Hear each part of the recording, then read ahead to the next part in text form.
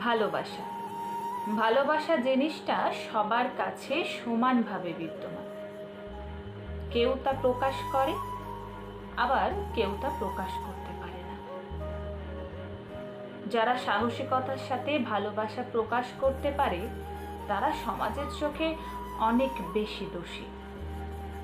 তারা লম্পট, ইতর, বদমাইশ, বেশরমের, বকাটে, নির্লজ্জ ইত্যাদি আরো অনেক কিছু।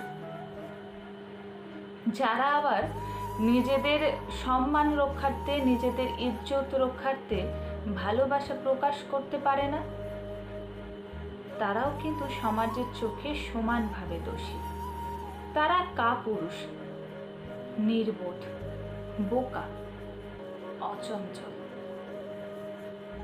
তারা আদিম যুগের মানুষ কিংবা ভালোবাসার বিরোধী ইত্যাদি আরো অনেক অনেক শব্দ তাদের সাথে যোগ করা যায়। আপনি যেই পথেই হাঁটুন না কেন, মানুষ আপনাকে নিয়ে সমালোচনা করবেই। তাই মানুষের কথায় কান না দিয়ে নিজের মতো করে নিজে চলতে শিখুন।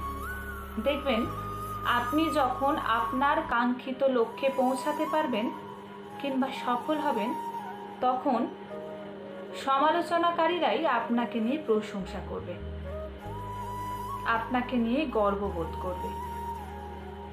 এজন্য বলছি, নিজেকে প্রাধান্য দিন, নিজেকে ভালোবাসতে শিখুন।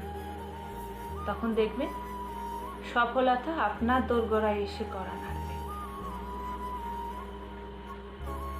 কলমে বিবর্ণ কণ্ঠস্বর, কণ্ঠে পারুনি।